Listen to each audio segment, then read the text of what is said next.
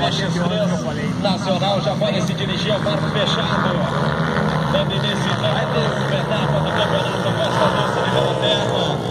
Categoria promocional até 200, piloto Leonardo Souza, cidade de São Jerônimo, Felipe Rosenberg, cidade de São Lourenço, Marcelo, final da cidade de Chuvisca, piloto numeral número 69, Vinícius Jacobson, 234, cidade de Chuvisca, aí piloto que vem se destacando na etapa aí do Campeonato Costa Doce, vem se destacando durante o ano, piloto que vem liderando, Vinícius Jacobson na segunda colocação, na primeira colocação, Cássio Costa, piloto da moto de número 111, cidade de Independência,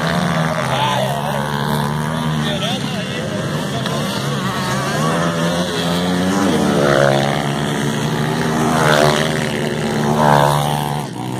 Cássio Costa, na segunda colocação,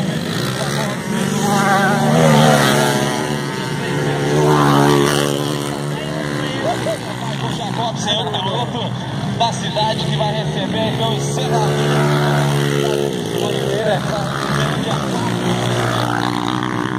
a 11ª etapa do Campeonato Costa Doce, é a final, aí cidade de São Jerônimo vem recebendo, aí vai passando pelo outro número 4, é Jefferson de Souza, Capela de Sandão, BMG Motos patrocinando o piloto da moto de número 4. Atenção os pilotos inscritos na categoria BX3 Nacional. Já vamos dirigir a moto fechada. Já vem para completar mais uma volta os 3 primeiros colocados. É Cássio Costa, Vinícius Jacobson.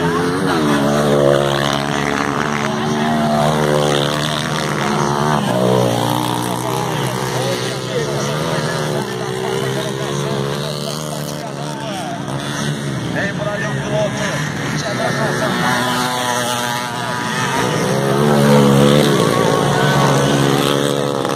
Quinta colocação, piloto Giovanni Costa.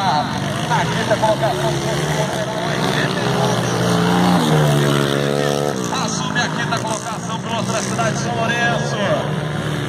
Tá vendo por aqui, né?